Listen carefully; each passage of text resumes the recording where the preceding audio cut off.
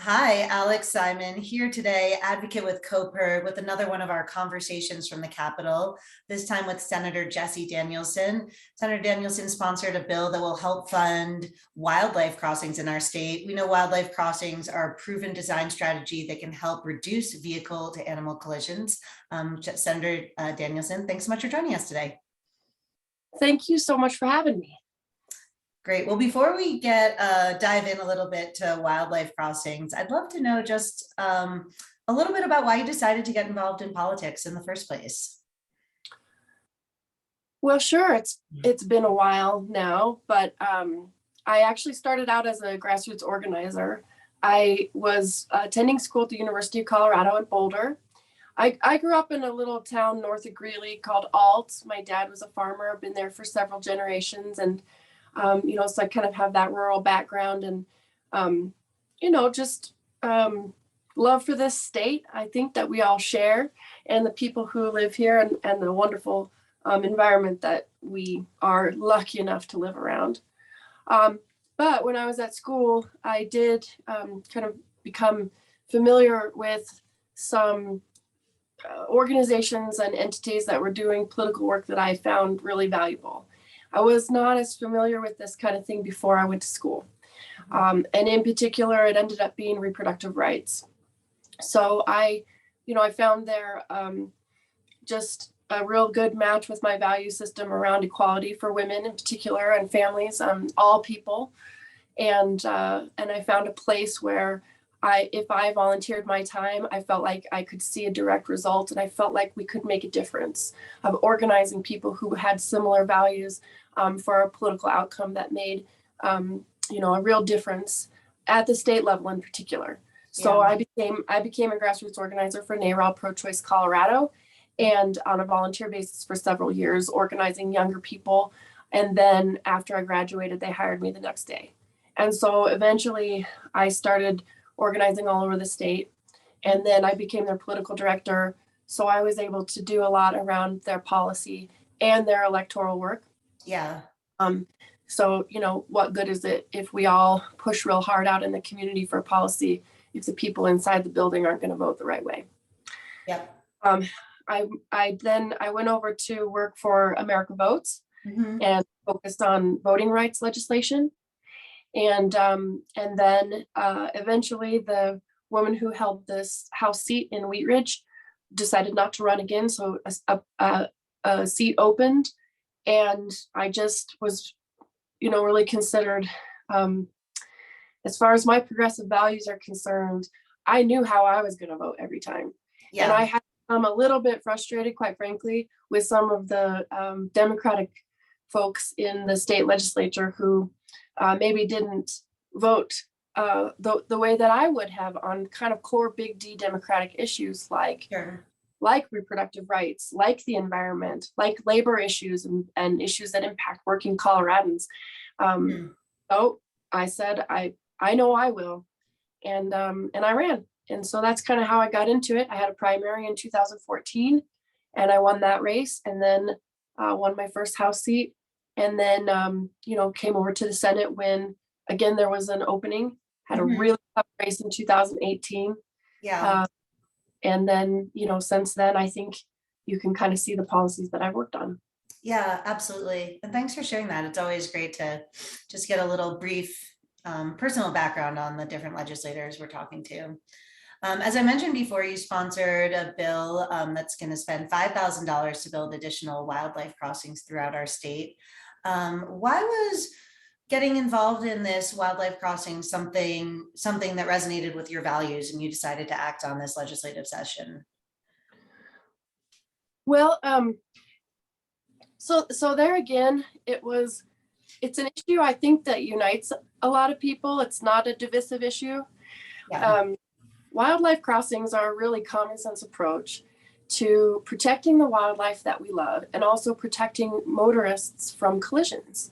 Collisions can be very costly, but probably more importantly, sometimes cause really significant injuries and even death. And so if we can utilize infrastructure in a way that protects the wildlife that we love and the motorists who use our roadways, we should do it. it seemed like a really positive issue. Yeah. I remember, but I was the one who sponsored the bill to legalize rain barrels Okay. for water usage, water conservation. Mm-hmm. And there again, it was just kind of this issue where when I talked to members of the community all over the state, they just sort of said, of course, why isn't this already the law? Right. And it was a really positive thing. It was a fun bill to work on. And I found a lot of similarities with the issue of wildlife crossings. Mm-hmm. I was approached 2 years ago by several organizers who wanted me to run a resolution in the state Senate, acknowledging the issue of wildlife corridors, acknowledging the importance of state, local, and federal governments to consider policies to work on the issue. And I said yes. So I ran and passed a resolution, I believe last session, 2021, although you might want to check that. Yeah. And I worked with a sort of bipartisan group of legislators on that resolution. And then it did do a good job of educating my colleagues. And I think organizations were able to use that out in the community to organize around, to maybe raise awareness around the issue of wildlife corridors and wildlife crossings. And so they came back and said, yes, we would like to work with you on a bill that actually builds these wildlife crossings. Would you like to work on it? I said, absolutely. So I think that's kind of how it came together. Yeah. Maybe on more of a kind of straightforward personal level. I mean, it's such an easy issue to understand and support. We were camping last summer, and when we're driving, I showed my 4-year-old daughter one of these wildlife crossings. And she said, well, what is that, Mama? And I said, what it was. I said, well, this is how the animals can use it, and we keep them safe, we keep us safe, and we don't crash into the wildlife. And it's a real positive thing. And she said, that makes a lot of sense to me, Mama. And I said, no, actually, I'm going to be working on that this year. I'm going to do a bill to make more of these. And she said, I think that's great, Mama. No, she's 4 years old. Right.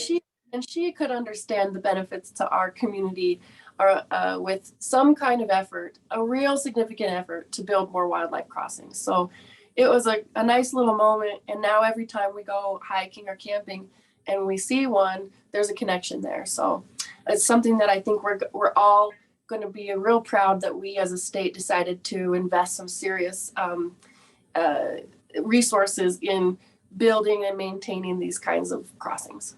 Yeah, absolutely.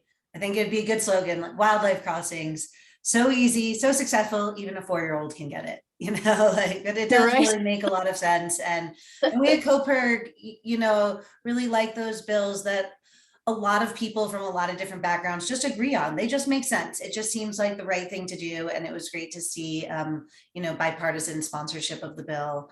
And we're really excited that it passed.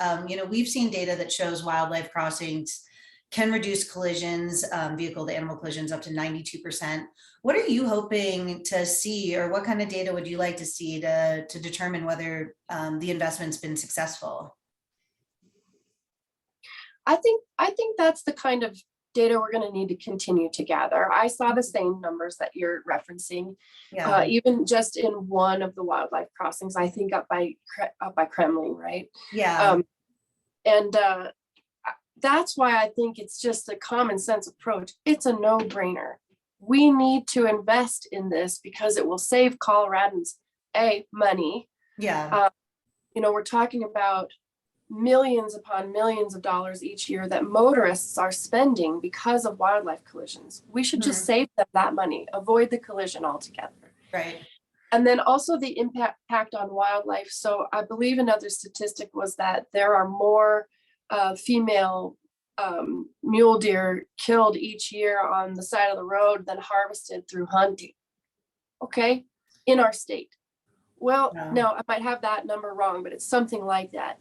Well, that doesn't make any sense to me that we, instead of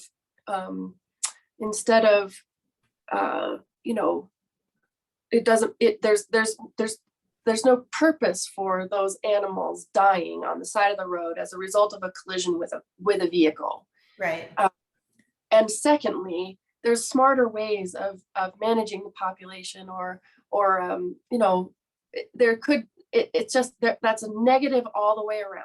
There's nobody with Absolutely. that scenario. Mhm. Whereas when we invest some resources on the front end to develop and then build the wildlife crossings in a smart way, the wildlife benefit, the motorists benefit, we save people money, and there is no downside.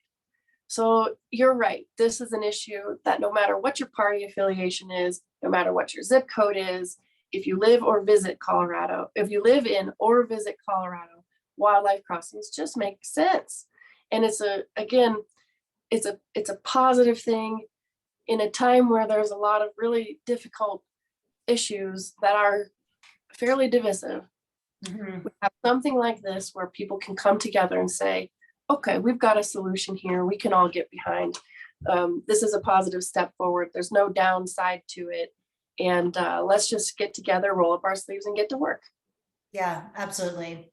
So good health impacts, good saving people money, helping animals move throughout the environment without getting killed on busy roads. So, and just, a nice benefit too is just the day-to-day impact of not having to see those violent collisions as you drive on the highways, because they're upsetting. You want to be able to see animals enjoying their natural environment, not dead on the side of the road. So Yeah.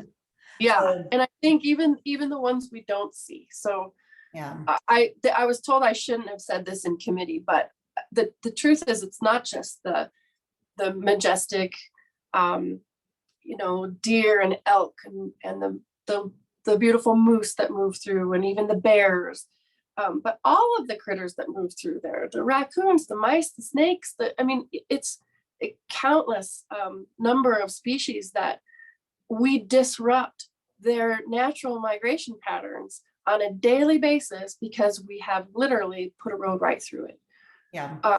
We disrupt entire ecosystems. So the footage that we see from inside some of these tunnels has all kinds and sizes of wildlife, and it's just kind of a beautiful thing. So although we don't maybe want to talk about the snakes as much as the beautiful moose, that the point I'm trying to make is that from the littlest crawlers to the biggest, most majestic animals that kind of are famous here in Colorado, it gets used so much and will make a big difference for so many of our different wildlife populations. Yeah, absolutely. Well, it's really encouraging to see the data so far, and we're looking forward to seeing the additional crossings that this bill will fund. So thank you so much for your leadership and your insight on the issue. Appreciate you joining me today, and have a great rest of your day. Thank you so much. And thanks to everybody at CoPIRG for what you do every day to help protect Coloradans. All right. Thank you so much. Take care. Bye. Bye.